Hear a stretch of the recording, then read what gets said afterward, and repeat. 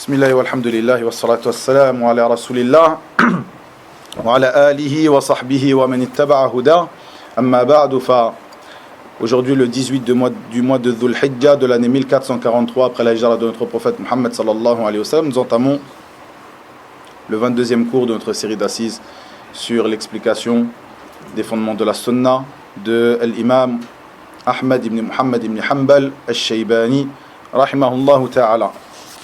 Avant de commencer cette nouvelle partie, je vous avais dit la semaine passée que j'allais traiter quelques sujets qui sont, comme cette nouvelle partie que l'on va commencer aujourd'hui, de même que la partie qui suit, qui sont encore en rapport à ce fondement des gens de la sunna qui est l'obéissance, l'écoute, l'obéissance du gouverneur des musulmans. Ces sujets, qui sont des sujets importants, sont les suivants. Le premier de ces sujets, le sujet qui concerne la manière de conseiller le gouverneur des musulmans. On a dit que il n'est pas permis de réprouver le gouverneur de manière apparente,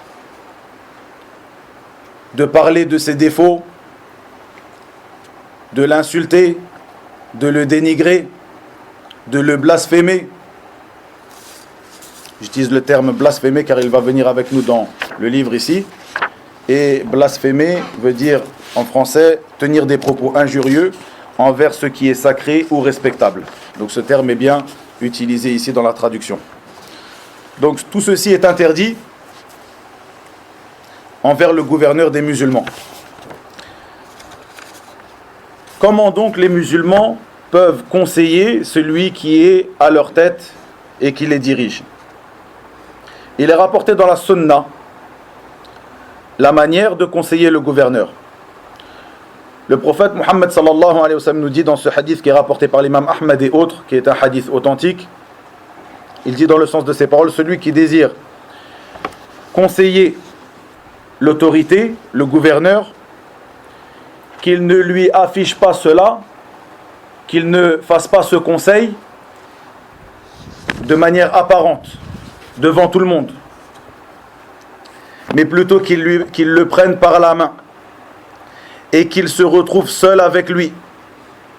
S'il accepte son conseil à ce moment-là, ceci est une bonne chose. Sinon, il aura fait ce qui lui incombait. Ceci est la parole approximative de notre prophète sallallahu alayhi wa sallam. Nous voyons dans ce hadith donc qu'il n'est pas autorisé de parler sur le gouverneur, de le conseiller selon ce que certaines personnes prétendent, mais j'ai bien dit parler sur lui, parce qu'au moment où la personne montera sur le minbar, ou pendant un cours de science, ou sur les réseaux sociaux, ou dans les médias, prétendra faire le conseil au gouverneur en lui disant tu fais ceci, tu fais cela, ittaqillah, crains Allah tabaraka wa ta'ala, ceci devant tout le monde, ceci n'est pas un conseil à ce moment-là, ou ceci n'est pas la manière légiférée de conseiller le gouverneur. Plutôt la manière légiférée, celle qui est rapportée dans ce hadith.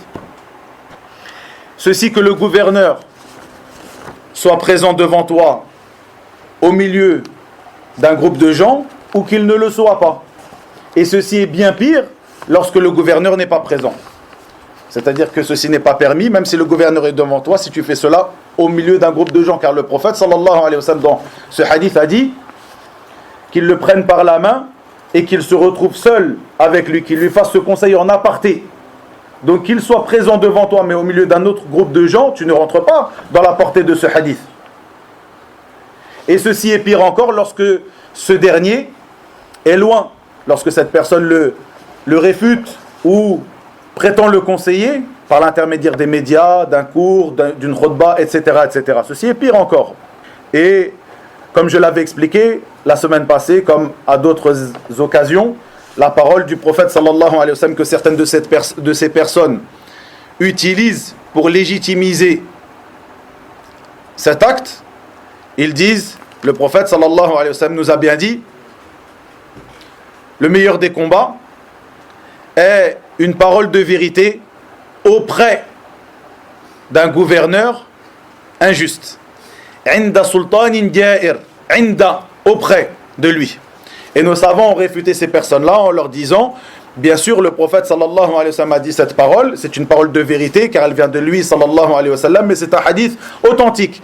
Mais il a dit Inda sultanin ja'ir, auprès d'un gouverneur injuste. Est-ce que lorsque tu es à des centaines, voire des milliers de kilomètres de lui, dans ta mosquée, dans ce média que tu tiens, que ce soit sur les réseaux sociaux ou dans les médias comme les journaux, etc., est-ce qu'à ce moment-là, tu as appliqué cette parole du prophète sallallahu alayhi wa sallam et tu rentres dans la portée de ce hadith lorsque tu as fait cela et tu n'es pas indahu, tu n'es pas auprès de lui. Plutôt tu es à des milliers de kilomètres ou par l'intermédiaire de ces réseaux, etc. Sans aucun doute, tu ne rentres pas dans la portée de ce hadith. Donc voici la manière dont tu as de conseiller le gouverneur, la manière légiférée. Et bien sûr, cette chose-là n'appartient pas à l'ensemble des musulmans, car le conseil, que ce soit pour le gouverneur ou autre que le gouverneur, il y a des règles à suivre afin que ce conseil soit prodigué de la meilleure des manières et afin que le but pour lequel tu prodigues ce conseil se réalise. Le but pour lequel tu prodigues ce conseil, ce n'est pas pour te faire plaisir à toi-même, mais plutôt pour qu'il soit accepté. Donc si le conseil est prodigué d'une manière qui n'est pas la bonne, par la personne de qui le conseil n'est pas attendu, par exemple, sans aucun doute, le but pour lequel le conseil doit être prodigué ne se réalise pas.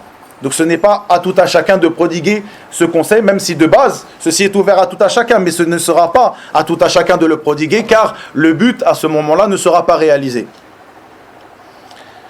Et Cheikh Ibn Baz, rahimahullah, l'imam Abdul Aziz Ibn Abdillah Ibn Baz, rahimahullah ta'ala, a été questionné. Ceci fait-il partie de la méthodologie de nos pieux prédécesseurs de critiquer les gouverneurs sur al-manabir, sur les minbar?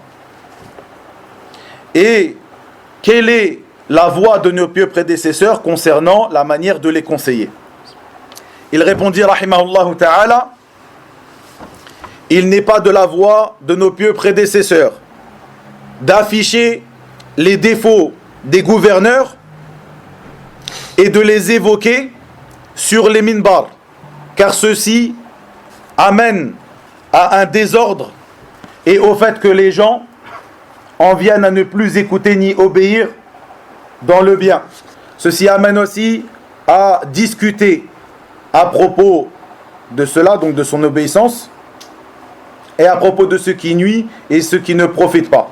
Mais plutôt la voie qui est suivie auprès de salaf, de nos pieux prédécesseurs, concernant le conseil des gouverneurs, est de leur prodiguer le conseil entre nous et eux, en écrivant des lettres, en les appelant, en appelant les savants, qui eux-mêmes appellent les gouverneurs,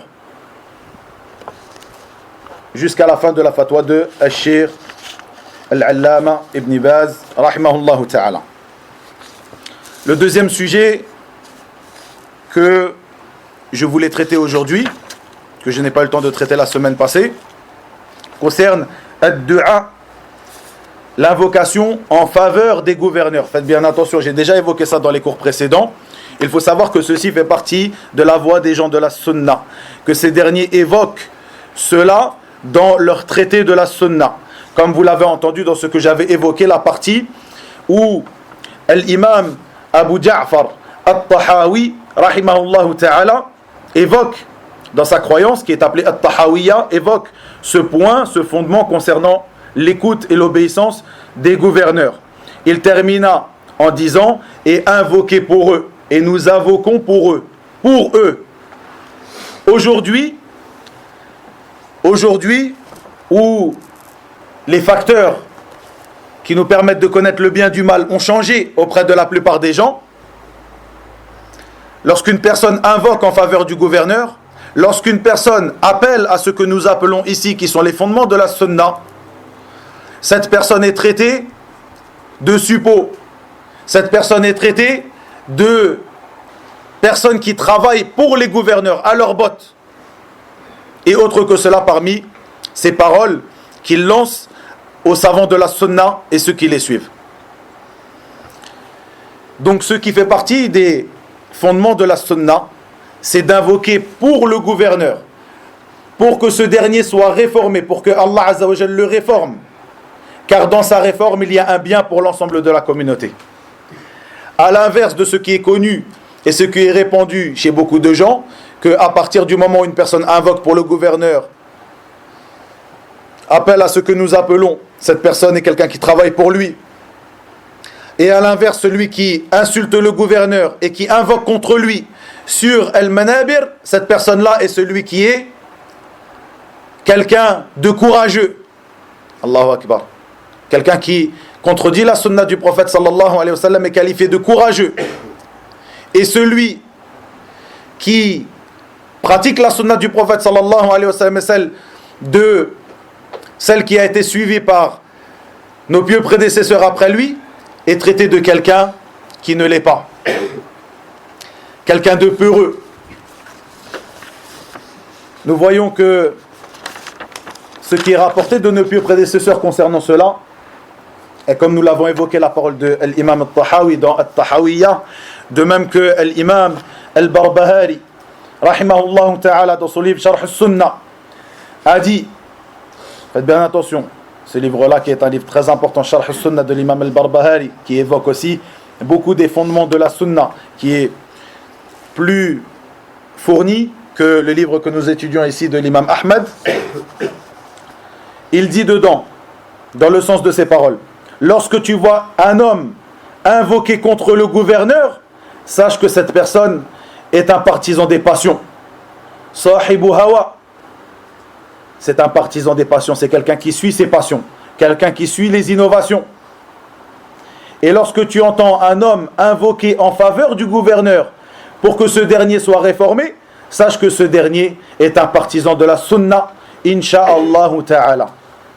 Il rapporte aussi dans ce livre, d'après Al-Fudayl ibn Iyad, qui faisait partie de nos pieux prédécesseurs, rahimahullah ta'ala, qui disait, si j'avais une invocation exaucée, si j'avais une invocation, soit si je n'avais qu'une seule évocation, c'est le sens de sa parole, si je n'avais qu'une seule évocation que je pourrais faire, que je pourrais faire, ou alors si j'avais une invocation que je savais exaucer, je l'aurais faite pour le gouverneur.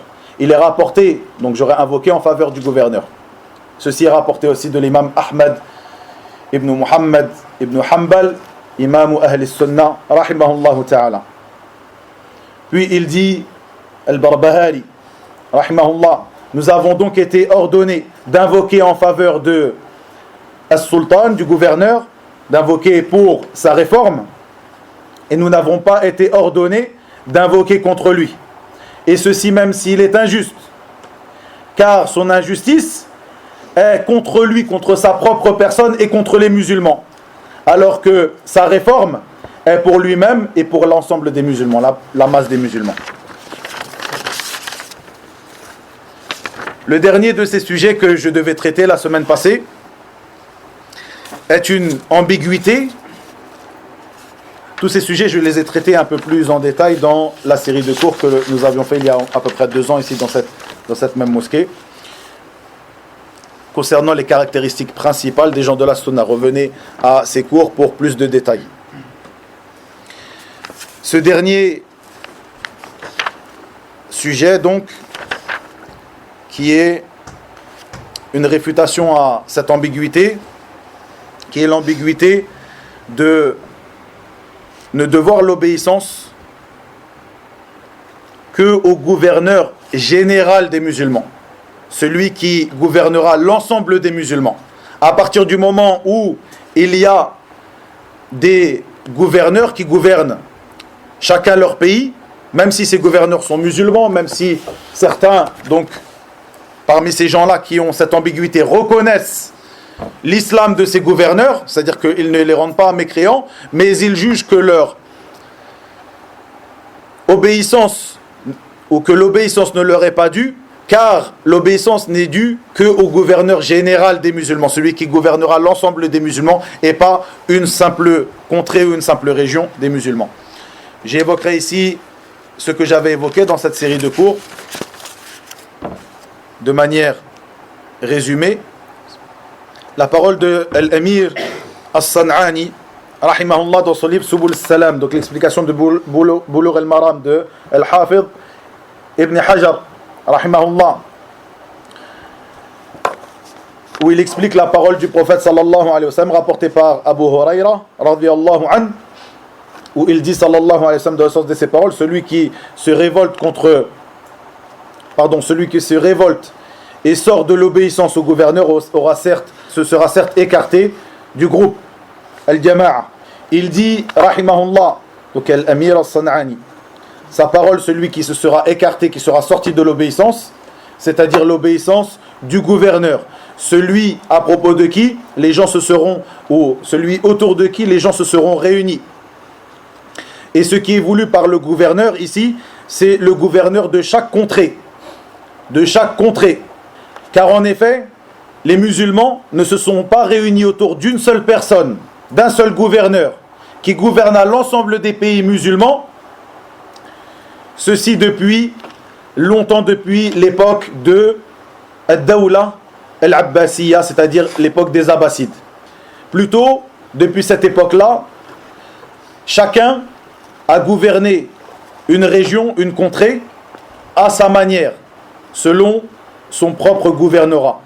Puis, Cheikh Ibn Uthaymin, rahimahullah, dit, alaykoum salam wa rahmatullah, dans Al-Sharh al-Mumti' ala Zad al-Mustaqni', il dit, rahimahullah, dans le sens, l'imam, le gouverneur donc, c'est celui qui dirige les musulmans, c'est celui qui dirige l'affaire des musulmans.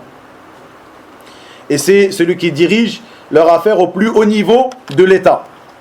Et il n'est pas conditionné que ce soit un imam général, donc un gouverneur général de l'ensemble des musulmans. Il n'est pas conditionné pour l'obéir, que ce soit un imam qui gouverne l'ensemble des musulmans, pardon. Car cet imam général, ce gouvernorat général, s'est arrêté, c'est-à-dire que il s'est arrêté pas parce que on ne doit pas l'appliquer, plutôt comme le disent les savants, si ce gouvernorat général peut être appliqué, c'est-à-dire une personne qui est à la tête de l'ensemble des musulmans, pardon, ceci est meilleur. Donc il ne s'est pas arrêté dans la parole de Cheikh Ibn Uthaymin parce que c'est une chose qui ne doit pas être, mais plutôt elle s'est arrêtée car c'est ce que nous voyons depuis des siècles. Ce gouvernorat n'existe plus. Il n'y a pas une personne qui est venue à la tête de l'ensemble des musulmans. Et il dit, donc, Cheikh Ibn Uthaymin après cela, il dit, et le prophète sallallahu alayhi wa sallam a dit, écoutez et obéissez, même si celui qui vous gouverne est un esclave abyssinien. Donc si une personne, il dit ensuite, rahimahullah, si une personne gouverne simplement une partie, une région, une partie des musulmans, cette personne-là aura le rang, dans ce qu'on explique ici, c'est-à-dire concernant l'obéissance qui lui est due, l'écoute qui lui est due, cette personne-là sera comme l'imam général des musulmans. C'est-à-dire qu'on lui devra obéissance et écoute, comme on le devrait à l'imam général des musulmans. Puis il dit un peu plus loin, donc dans son argumentation, son argumentaire, rahimahullah ta'ala, il dit, et les imams de l'islam, depuis ces temps anciens, n'ont cessé d'obéir et de reconnaître le gouvernorat de ces personnes qui ont gouverné une contrée parmi les contrées des musulmans. Puis Cheikh termine et conclut en disant, après cet argumentaire, nous connaissons l'égarement de certaines personnes qui prônent le fait que l'obéissance et l'écoute n'est due qu'à l'imam des musulmans, celui qui gouvernera l'ensemble des musulmans. Et donc, par cela, nous ne devons aucune allégeance à ces gouverneurs que nous trouvons aujourd'hui, qui ne gouvernent qu'une partie des musulmans, qu'une région en dehors de l'ensemble des musulmans. dans le sens approximatif de ces paroles, rahimahullah ta'ala. Ceci pour répondre à cette ambiguïté. Puis l'imam Ahmad nous dit, rahimahullah, dans le sens de ces paroles, le combat demeurera avec les émirs. J'ai dit le combat, car en arabe ici, la parole de l'imam Ahmad est al-ghazwu madin ma'al umara. Donc, le combat demeurera avec les émirs jusqu'au jour de la résurrection. Qu'ils soient pieux ou pervers, elle ne doit pas être délaissée. La répartition du butin. Ici, l'imam Ahmad nous évoque les droits du gouverneur et les devoirs envers le gouverneur. Ou certains des devoirs des musulmans envers le gouverneur, de même que certains de ses droits, les droits du gouverneur. Il dit donc, la répartition du butin et l'exécution des peines légales par le biais des imams demeureront. Les imams ici, les gouverneurs, demeureront. Nul n'a le droit de les blasphémer, ni de leur disputer le pouvoir. Donner des aumônes par leur biais est permis et valable. Les aumônes ici, ce sont az-zakawat, az-zaka, l'aumône légale, l'aumône obligatoire. Donner, malgré que l'imam Ahmed, donc ici dans cette partie, il dit as-sadaqat. Donc bien sûr, les aumônes surérogatoires sont permises, mais ici, ce qui est évoqué ici, ce sont, même s'il dit as-sadaqat, c'est comme ça que l'on appelle aussi l'aumône légale parfois. Ici, on parle des aumônes légales, comme il va venir dans l'explication. Donner les aumônes par leur biais est permis et valable. Quiconque les leur remet, ce sera acquitté de son devoir, qu'il soit pieux ou pervers. Que le gouverneur soit pieux ou pervers. Accomplir la prière du vendredi derrière lui ou derrière celui à qui il en a légué la responsabilité est permis. Elle demeurera ainsi en 2 raka'at, la prière du Jumu'ah, 2 raka'at. Quiconque les refait est un innovateur. Quiconque les refait après avoir prié derrière cette personne est un innovateur en religion. Il délaisse ainsi les textes et contredit la sunna. Il n'obtiendra rien du mérite du vendredi s'il ne trouve pas le caractère permis de prier derrière les imams, qu'il soit pieux ou pervers. La sunna consiste à accomplir 2 raka'at derrière eux et à accepter religieusement que ces 2 raka'at sont complètes. Tu ne dois pas en avoir de doute. Cheikh Rabi' nous dit ici, Hafidahullah, après cela l'auteur dit, le combat demeurera avec les émirs jusqu'au jour de la résurrection, qu'ils soient pieux ou pervers. Nous devons combattre sous la bannière de l'imam, qu'ils soient pieux ou pervers. Les pieux prédécesseurs bien guidés à l'instar de Abdullah ibn al-Mubarak, al-Awza'i, l'imam Ahmad et d'autres imams allaient en expédition vers les frontières des terres de l'islam. Ils combattaient sous la bannière de la dynastie abbasside, l'Abbasiyoun, qui était, comme on l'a déjà évoqué précédemment, parmi certains de leurs gouverneurs qui étaient de grands injustes, des gens qui avaient même une croyance qui n'était pas bonne, à l'instar de ces 3 califes qui ont été à la tête des musulmans, à la tête en tout cas de cette dynastie abbasside, pendant la période de l'épreuve de l'imam Ahmed et qui se finit avec le dernier d'entre eux. Malgré cela, ils continuaient, les imams de l'islam, à obéir et à écouter les gouverneurs et à combattre sous leur bannière. Puis il dit, rahimahullah, la répartition du butin et l'exécution des peines légales par les imams demeureront. Nul n'a le droit de les blasphémer ni de leur disputer le pouvoir. Comme je l'ai dit, blasphémer donc en français, c'est le fait de tenir des propos injurieux envers ce qui est sacré ou respectable. Donc ici, le terme blasphémer est bien utilisé pour traduire ici la parole de l'imam Ahmad, rahimahullah. Il dit, Cheikh Rabi' Hafidahullah, il considère que la répartition, donc les gens de la sunna, considèrent que la répartition du butin est du ressort des émirs. Il considère que l'exécution des peines légales, comme celles liées à la fornication, la peine de mort, le vol, la consommation du vin, etc. Tout ceci est du ressort des dirigeants, non pas des individus ni des groupes. Ce sujet est très important. Mettez un trait en dessous de cette parole et nous l'expliquerons un peu plus tard dans un chapitre qui arrive concernant le fait de combattre les voleurs et les khawarij et le fait que ceci est permis. Mais ceci selon des conditions que nous allons expliquer. Ceci est très important. Ceci est très important. Et ceci fait partie de la voie de Al-Khawarij. Et certains parmi nos frères ne font pas la distinction entre ceci et cela. ici, le fait d'appliquer les peines légales, ceci est du ressort des dirigeants et non des individus ni des groupes. Ceci n'est pas à tout à chacun. Et ceci même si le gouverneur n'applique pas la peine légale. Il ne te convient pas à toi ni à un groupe de musulmans d'appliquer par lui-même la peine légale. Plutôt ceci est du ressort du gouverneur et toi tu n'es pas interrogé sur cette chose. Tu ne seras pas interrogé. C'est le gouverneur qui sera interrogé, comme vous l'avez entendu dans la parole du prophète sallallahu alayhi wa sallam, que nous avons évoqué précédemment. Donnez-leur leurs droits et demandez à Allah le vôtre. Si ces derniers n'appliquent pas ce qui leur incombe, toi cette chose-là ne t'incombe pas. Ce n'est pas à toi d'appliquer cette chose si ces derniers ne l'appliquent pas. Plutôt, l'application des peines légales incombe aux dirigeants et non aux individus ni aux groupes. Puis il dit, hafidahullah, ce n'est que le dirigeant qui s'en occupe, parce que c'est son droit, et que si les individus et groupes s'occupent de ces choses, cela pourrait entraîner l'effusion de sang et des problèmes interminables. Mais si l'autorité s'en occupe, si perverse soit-elle, les esprits se calmeront et la communauté ne s'exposera pas aux troubles. Ceci est la voie de l'Khawarij.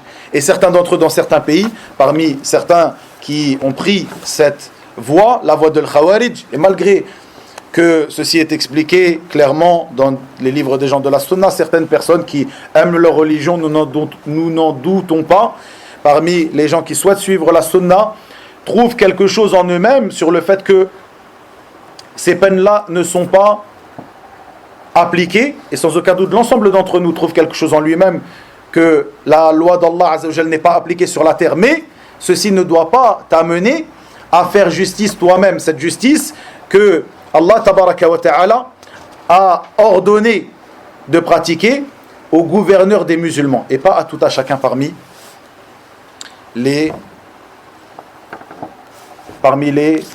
musulmans. C'est pour cela que certains parmi les Khawarij dans certains pays se permettent, comme ceci est arrivé dans certains pays, d'appliquer la peine de celui qui boit de l'alcool ou celui qui vend de l'alcool de lui-même à cette personne, ou alors de pratiquer la peine de celui qui a commis la fornication ou celui qui a volé, etc., etc., etc. Comme ceci arrive encore aujourd'hui et il y a encore peu de temps, ceci est arrivé dans certains de nos pays, comme c'est arrivé il y a quelques années en Égypte. Une personne parmi les Khawarij, il y a quelques années, une personne parmi les Khawarij s'est permis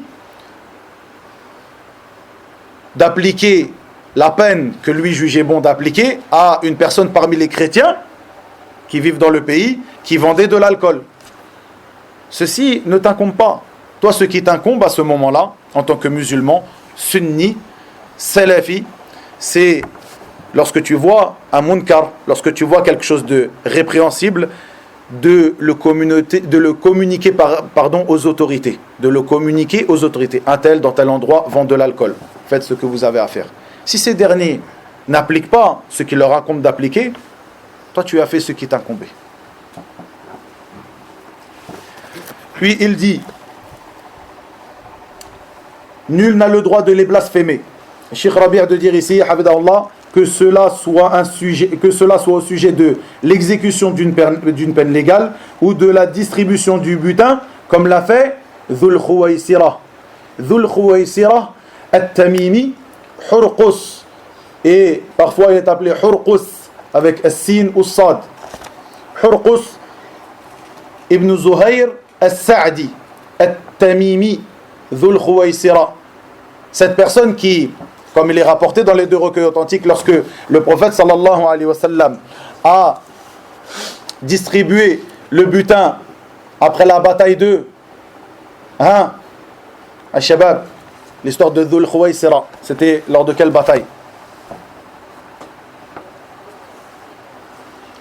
C'est pas parce que Kamel il est pas là aujourd'hui que personne ne doit répondre, les frères. Hafidakumullah. La bataille de Hunayn. Lors de la distribution du butin, cette personne-là, Dhul Khuwaysira, est venue voir le prophète sallallahu alayhi wa sallam et lui a dit i'dil fa innaka lam ta'dil. Sois juste. Allahu Akbar. Le prophète Mohammed sallallahu alayhi wa sallam se permet de lui dire sois juste, car tu n'as pas été juste dans ta distribution du butin. Et regardez, ici donc cette personne, Dhul Khuwaysira, n'a pas appliqué ce fondement de la sunna. Plutôt, il a voulu conseiller le gouverneur en public, devant tout le monde. On a vu la manière de conseiller le gouverneur. A voulu réprouver une chose que lui-même a vue chez le gouverneur. Et bien sûr, son avis et ce qu'il avait vu n'était pas juste. Car qui est juste si le prophète sallallahu alayhi wa sallam ne l'est pas, comme l'a dit lui-même à la suite de ce hadith.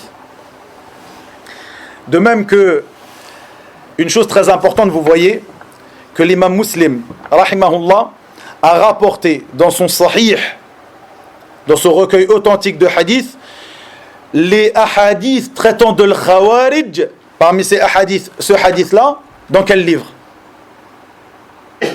J'ai déjà évoqué précédemment. Dans quel chapitre de son sahih? Kitab az-Zakah. Pourquoi l'imam Muslim rapporte cela? C'est ahadith traitant de l'khawarij dans le chapitre de az-Zakah, l'aumône. Cet imam nous montre, ou souhaite nous véhiculer une chose à travers cette œuvre, c'est-à-dire le fait d'avoir mis ces hadiths, de les avoir apportés dans le livre de la Zakah, qui est, comme le dit Cheikh Rabi' ibn Hadi hafidahullah, que al-Khawarij, ce sont des gens qui aiment l'argent et qui aiment ad-dunya. Et ceci malgré que ces derniers montrent en apparence que ce sont des adorateurs d'Allah Azza wa Jal, des gens qui, comme l'a dit le prophète sallallahu alayhi wa sallam, à qui, as-sahaba, les meilleurs des hommes après les prophètes et messagers, vous mépriserez votre prière lorsque vous la comparez à leur prière. Vous mépriserez votre jeûne lorsque vous le comparez à votre jeûne, à leur jeûne, pardon. Malgré cela, c'est-à-dire des gens qui ont en apparence, une apparence de personnes pieuses, de personnes qui œuvrent pour l'akhirah, sauf que ce sont des gens qui aiment la dunya, qui aiment l'argent. Et ceci, nous le voyons clairement chez Al-Khawarij, parmi les premiers, le père de Al-Khawarij, Hurqus ibn Zuhayr al-Sa'di al-Tamimi Dhul Khuwaysira, de même que les derniers, parmi tous ces Khawarij, parmi les frères musulmans et autres, aujourd'hui. Qui ces derniers, le khuruj, la révolte contre le gouverneur, n'a été qu'une manière, un moyen pour eux d'accéder au trône, d'accéder à l'argent et les clés du pouvoir. Barakallahu fikum. Puis il dit, rahimahullah, donner les aumônes par leur biais est permis et valable. Il dit, hafidahullah, car le dirigeant musulman a le droit de fournir des efforts quant à la distribution du butin. Il a certes le droit de le faire. Donner les aumônes par leur biais est permis et valable. Quiconque leur remet se sera acquitté de son devoir. Cheikh Rabi' a d'expliquer cette partie et de dire: l'école juridique de l'imam Ahmed et celle de l'imam Shafi'i différencient la zakat apparente. La zakat apparente ou la zakat des biens apparents de celle qui est cachée ou des biens qui ne sont pas apparents.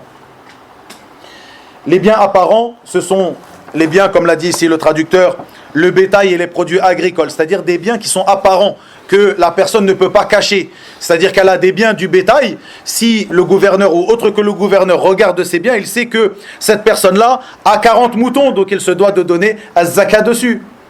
Cette personne-là a atteint tant par rapport à ce qu'il sort de la terre, donc il doit donner zakat dessus. Il ne peut pas cacher cette chose-là. À l'inverse, des biens qui ne sont pas apparents, qu'il a traduit ici par les biens cachés, qui sont comme le butin, les biens comme l'or et l'argent. Ce sont des choses que les gens cachent sous le matelas. Que ce sont des choses qui sont cachées, que les gens ne peuvent pas savoir exactement combien tu as.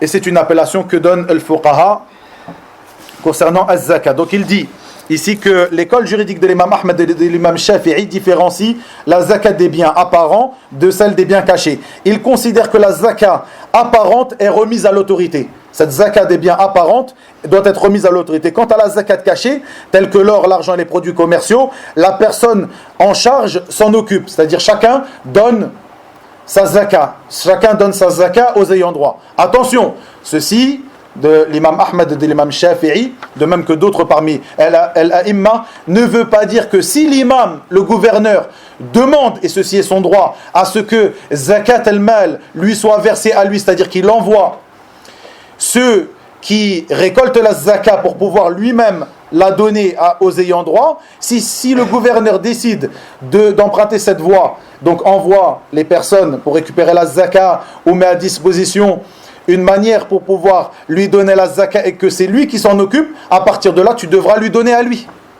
Cette parole de l'imam Ahmed, de l'imam Shafi'i ne veut pas dire que si l'imam t'ordonne cela, tu n'as pas à lui obéir. Tu n'as à lui obéir que sur les biens apparents. Non.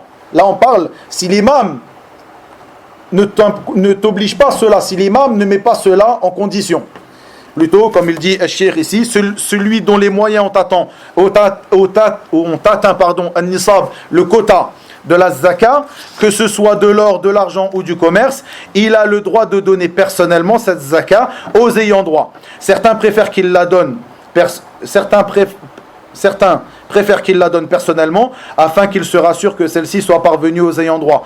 Mais malgré cela, s'il la remet aux autorités, c'est permis. C'est-à-dire ici, on est dans le cas où le gouverneur ne t'oblige pas à lui donner zakat. Si tu lui donnes par les moyens qu'il aura mis en place pour ceux qui veulent la donner par son intermédiaire, si tu lui donnes, cette zakat est acceptée et tu te seras dégagé de ton obligation. En revanche, si l'autorité recommande ou oblige qu'elle lui soit remise, les gens doivent le faire. Non.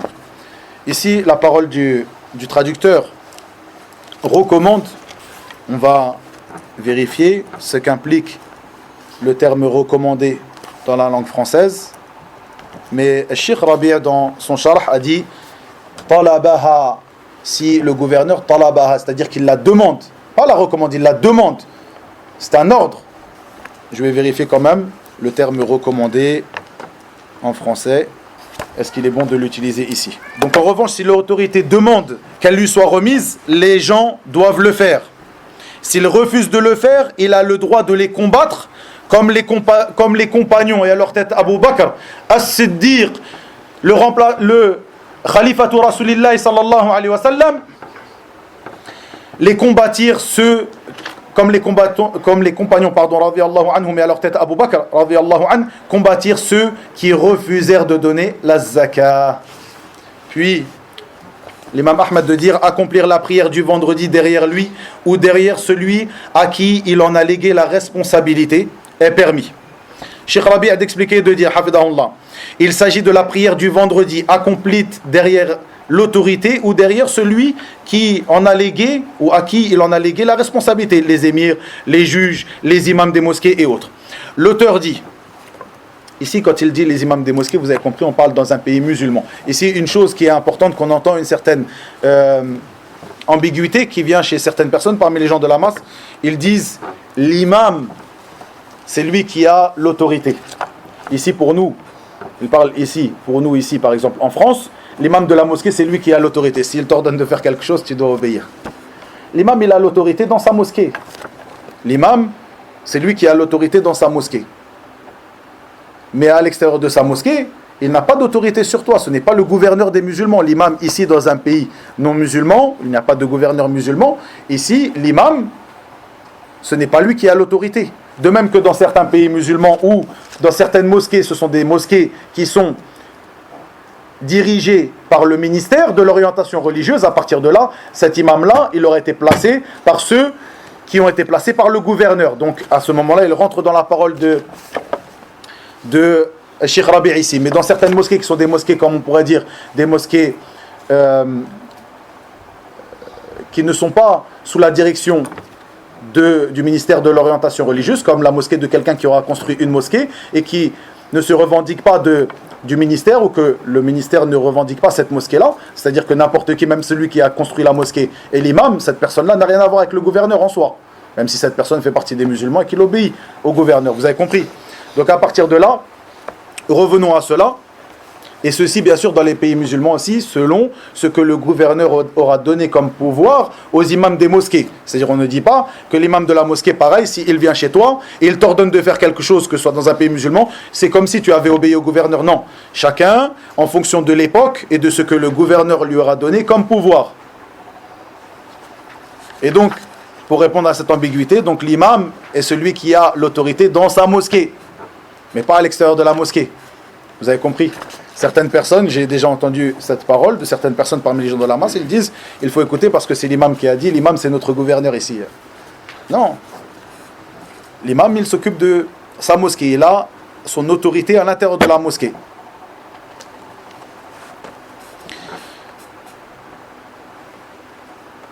Ici donc, il dit, l'auteur dit, c'est permis, elle demeurera, donc concernant la prière de Al-Jumu'ah, c'est permis, elle demeurera ainsi en 2 rak'at, c'est-à-dire celle du prière du vendredi.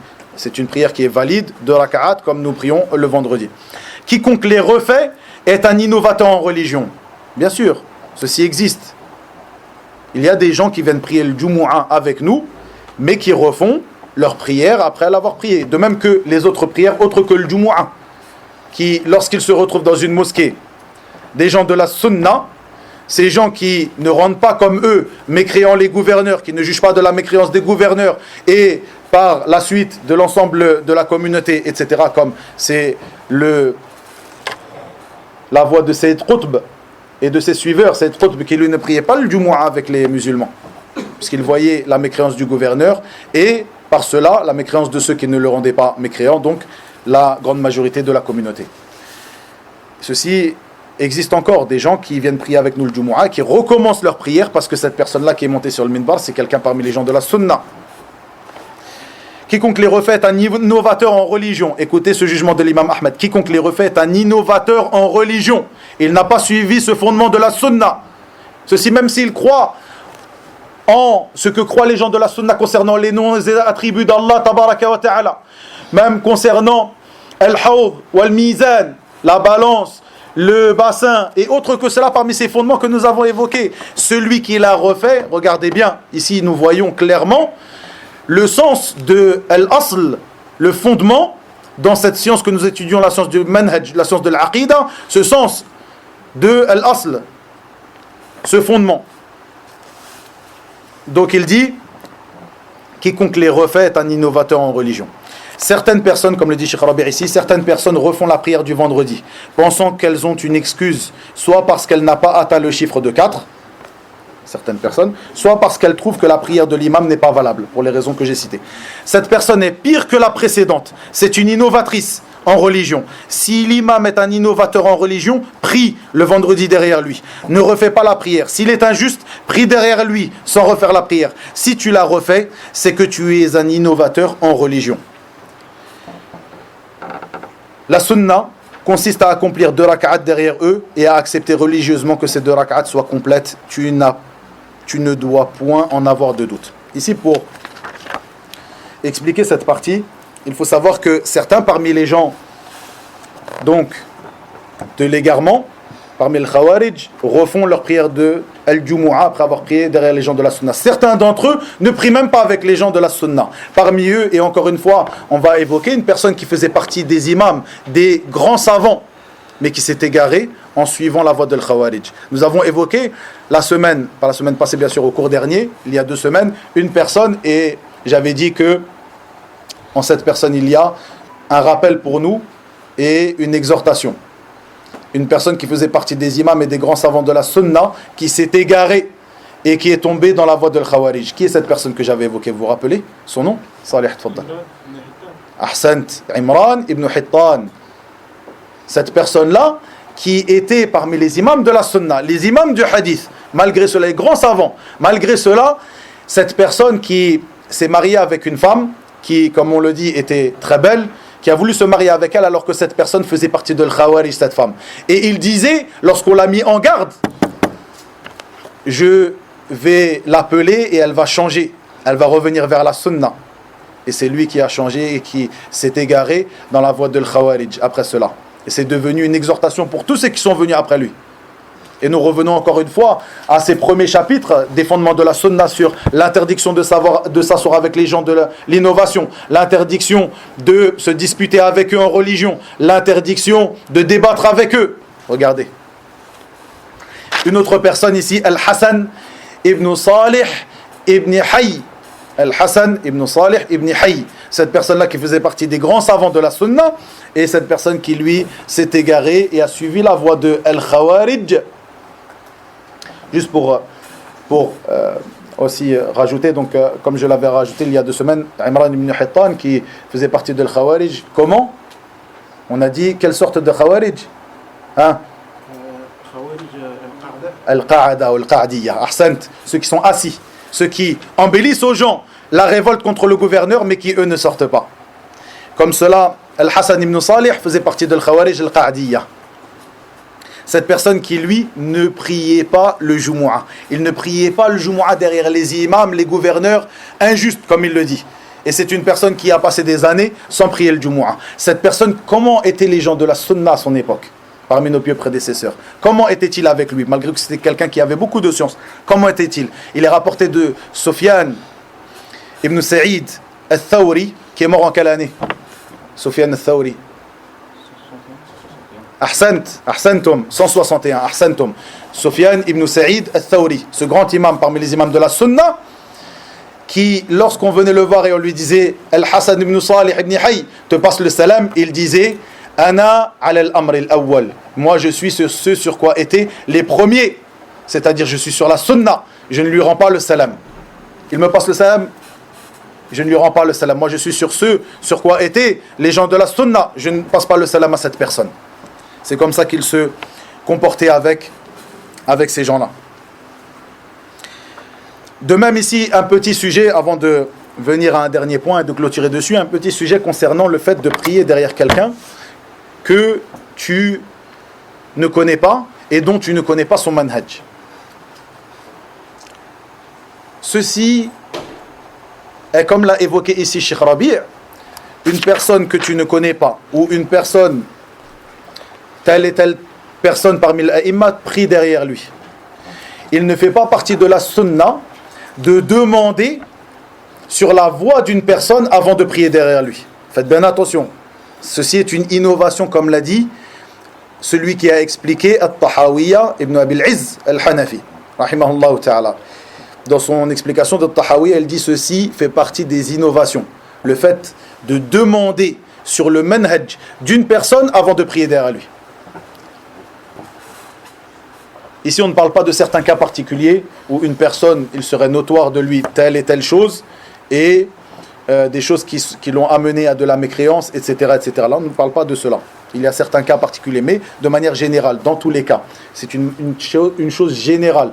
Quand tu viens dans une mosquée ou quand tu veux aller prier dans une mosquée ou quand quelqu'un t'appelle, par exemple, pour une invitation et que tu vas être amené à prier dans la mosquée de sa ville, par exemple, ce n'est pas de la sunna de dire mais il est sur quel manhaj cet imam. Quand je dis ce n'est pas de la sunna de demander sur son manhaj, sur sa méthodologie, bien sûr, avant de prier derrière lui. Mais c'est de la sunna de demander son manhaj, sans aucun doute, avant d'assister à un cours chez lui, par exemple, comme vous le savez. Et si on parle de la prière derrière lui, avant de prier derrière quelqu'un, ça ne fait pas partie de la sunna, plutôt c'est une innovation religieuse de demander, attends, avant de rentrer dans la mosquée, je veux savoir quel est son manhaj. Sur quoi est-il, avant que je puisse prier derrière lui. Faites attention, ceci est pratiqué par certains parmi les jeunes qui, parfois, ils ont une envie de suivre le manhaj, ils ont beaucoup d'envie, ils veulent savoir, je ne vais pas prier là-bas parce que, etc., etc. Vous comprenez, faites attention à cela. De même, nous dirons que s'il y a 2 mosquées, une mosquée qui suit la sunna, avec un imam sur la sunna, et une autre mosquée qui sont des gens de l'innovation, tu ne vas pas prier dans la mosquée des gens de l'innovation, en disant, regardez, c'est la sunna. Non. Ça, c'est une mauvaise compréhension. Même si cette mosquée, et ceci rentre dans un autre sujet, même si cette mosquée est un petit peu plus loin, mais il est meilleur pour toi de te rapprocher des gens de la sunna. Ceci, même si la mosquée est un petit peu plus loin, et ceci rentre dans un autre sujet concernant la mosquée qui est le plus endroit dans laquelle tu dois prier, celle qui est la plus proche de chez toi, ou celle qui est la plus éloignée, et l'ulama parmi le fuqaha, depuis longtemps, ils ont divergé à propos de cela. Celle qui est la plus éloignée parce que tu vas plus marcher, donc avoir plus de récompenses. Celle qui est la plus près parce que c'est celle de ton quartier, de là où les gens te connaissent, etc. Et il y a plein de détails dans les livres des gens de science. Ici, je ne parle pas de cela. Je parle de deux mosquées, par exemple, dans la même ville. Une qui suit la sunna, une qui ne suit pas la sunna. Tu ne dis pas, moi, je vais chez les gens de l'innovation parce que c'est un fondement de la sunna. Non, tu vas toujours mettre en avant les gens de la sunna. Tu te réunis avec eux, tu grossis leur rang. Pour terminer, le cours d'aujourd'hui, regardez la voie des compagnons concernant la prière derrière les gouverneurs qui avaient des égarements, que ce soit des égarements au niveau du suivi de leur passion, parmi les péchés, la perversion et autres, ou des égarements concernant leurs croyances. Vous avez entendu donc précédemment concernant ces gouverneurs abbassides, comment se comportait l'imam Ahmed, comment se comportaient les autres parmi les imams de son époque, comme vous l'avez entendu. De même que les compagnons avant eux, comment se comportaient-ils? Il faut savoir, comme je l'ai déjà évoqué, vous vous rappelez de cette personne qui était un gouverneur très injuste. On le donne en exemple, un triste exemple de l'injustice au niveau des gouverneurs. Quel est ce gouverneur? Vous vous rappelez? Tfaddal Soufiane. Al-Hajjaj ibn Yusuf al-Thaqafi. On a rapporté la parole de Hisham ibn Hassan. Qu'est-ce qu'il disait à propos de lui? Tfaddal Salih. Il a tué sans raison, à peu près 120 000 musulmans. Ahsant. Il a tué sans raison. Sabran, sans raison. On a compté ceux qui ont été tués par Al-Hajjaj sans raison, sans aucune raison. Sabran. Et ils ont atteint le nombre d'environ 120 000 personnes. Al-Hajjaj ibn Yusuf, parmi ses égarements, le fait qu'il était quelqu'un qui faisait beaucoup couler le sang des musulmans, parmi ses égarements, le fait qu'il a condamné à mort Ibn Zubayr, le fils de Zubayr, Ibn al-Awwam, ce grand compagnon du prophète sallallahu alayhi wa sallam, Abdallah ibn Zubayr, qui était lui-même un compagnon du prophète sallallahu alayhi wa sallam, il a condamné à mort. Il a, pour arriver jusqu'à lui, envoyé des projectiles par l'intermédiaire de catapultes sur la maison d'Allah Azza wa Jal sacrée, Al-Kaaba. Et juste, pourquoi j'évoque cela ici? Il faut savoir que lorsqu'on évoque cette affaire de Al-Hajjaj ibn Yusuf, qu'il a envoyé sur la Kaaba des projectiles à l'aide de catapultes, certaines personnes se disent comment s'est-il permis cela? Sans aucun doute, ceci est une permission qu'il se donnait sans droit. Mais les savants de l'islam, comme Shaykhul Islam Ibn Taymiyyah rahimahullah et autres, disent que par rapport à cela, ils ne justifient pas cette chose-là bien sûr, mais ils disent que par rapport à cela, il faut bien savoir que ni le Hajjaj ni autre que le Hajjaj, lorsque le Hajjaj a fait cela, n'avait comme but de lancer ses projectiles sur la Kaaba. Dans le sens, ce n'est pas la Kaaba qu'il a visée par cela, car une personne qui viserait la Kaaba par des projectiles, sans aucun doute, cette personne-là sort de l'islam. Une personne qui vise pour viser la Kaaba par des projectiles ou autres, cette personne-là sort de l'islam, comme l'évoque Shaykhul Islam Ibn Taymiyyah. Mais plutôt, cette personne-là, Al-Hajjaj, a voulu, par cet intermédiaire-là, arriver à Abdallah ibn Zubayr, et ce qui était voulu n'était pas, son but n'était pas la Kaaba en soi. C'est juste une petite aparté. Et juste, on terminera donc sur cela.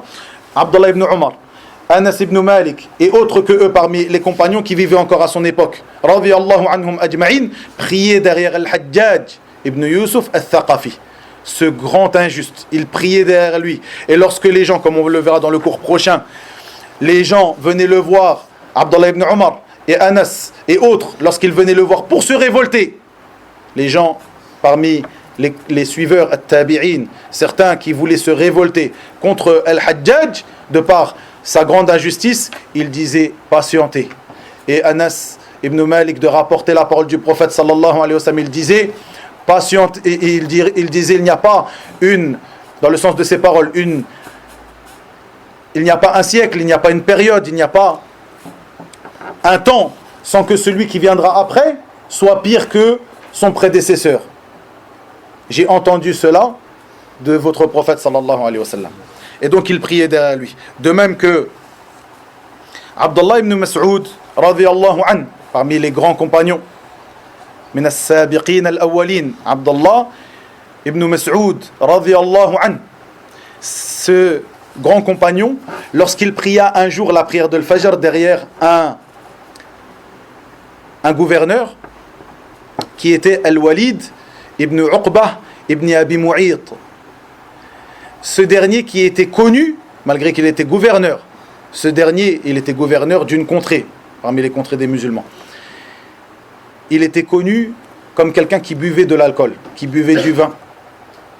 Il priait tout de même, Abdullah ibn Mas'ud, ce grand compagnon, celui qui a appliqué au mieux, lui comme ses frères parmi les compagnons du prophète sallallahu alayhi wa sallam, qui ont pratiqué et mis en pratique au mieux la sunna du prophète sallallahu alayhi wa sallam et tous ces hadiths que nous avons évoqués dans les cours précédents concernant l'obéissance et l'écoute du gouverneur du moment qu'il ordonne, qu'il n'ordonne pas une désobéissance à Allah Azza wa Jal. Ce dernier avait l'habitude de prier derrière lui malgré qu'il était quelqu'un, Al-Walid ibn Uqba, qui était quelqu'un qui buvait de l'alcool et ceci était notoire de lui. Plutôt un jour, il est rapporté que Al-Walid ibn Uqba avait bu de l'alcool avant de prier, il pria la prière de l'Fajr, 4 unités de prière. Et Abdullah ibn Mas'ud était derrière lui, il se retourna vers les prieurs derrière eux et leur dit, est-ce que je vous rajoute ? Et Abdullah ibn Mas'ud de continuer à prier derrière lui et de lui dire une parole dans le sens, nous ne cessons d'être dans le rajout depuis ce jour-là avec toi. Ceci, leur obéissance, montre l'obéissance de ses compagnons, les meilleurs des hommes après les prophètes et messagers, ceux qui ont vécu avec le prophète sallallahu alayhi wa sallam, qui ont vécu au temps de la révélation et qui ont mis en pratique au mieux la sunna du prophète sallallahu alayhi wa sallam. C'est comme cela qu'ils se comportaient. Et une dernière parole concernant Abdullah ibn Mas'ud, lorsque Uthman ibn Affan, radiyallahu anhu, le troisième des califes bien guidés, parmi ses grands compagnons, Uthman pria à Mina 4 unités de prière, alors que la sunna est de prier 2 unités de prière, comme le faisait après le prophète sallallahu alayhi wa sallam, Abu Bakr et Omar a prié 4 unités de prière. Abdullah ibn Mas'ud a prié derrière lui 4 unités de prière, et lorsque les gens lui demandèrent, tu priais derrière Abu Bakr et derrière Uthman et derrière Omar, et tu es sûr le fait que on prie 2 unités de prière à Mina, pourquoi as-tu prié derrière lui 4 unités de prière et tu n'as pas recommencé la prière et tu n'as pas réprouvé Uthman